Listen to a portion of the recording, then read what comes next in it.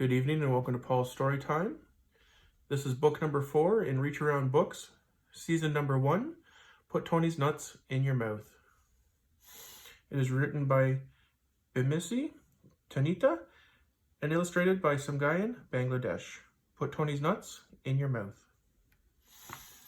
And this book is for Dustin. Tony has big nuts and small nuts.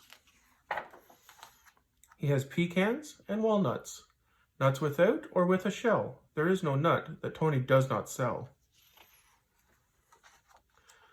Tony sells his nuts all day, and he always has a line.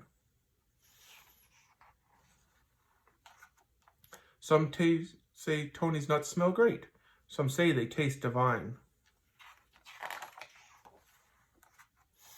They drive or walk or ride the bus. They come from north and south to take those hot and salty nuts and put them in their mouths.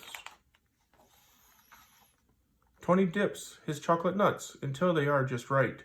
He knows your mum will take them home and suck on them tonight.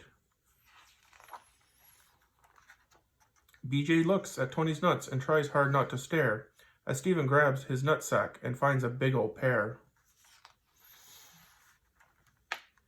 BJ plays with Tony's nuts in the closet at his house.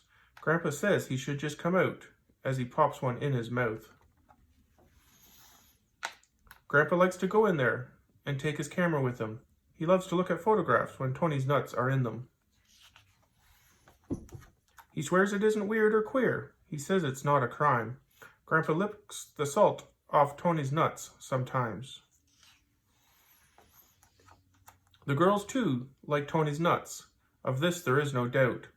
Every girl around this town has put them in her mouth. On the way to school today, riding on the bus, the Johnson twins were in the back, sharing Tony's nuts. Back and forth they open up, hoping that they don't get those big and tasty nuts stuck down in their throat.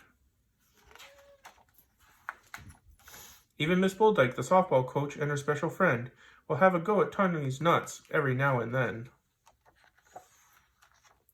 There really is no argument. Mount Rushmore ought to be a monument of Tony's nuts for all the world to see. And that's book number 4, Put Tony's Nuts in Your Mouth, from Reach Around Books, season number 1. Join us tomorrow evening as we'll be reading the final book in the series, Brenda's Beaver Needs a Barber.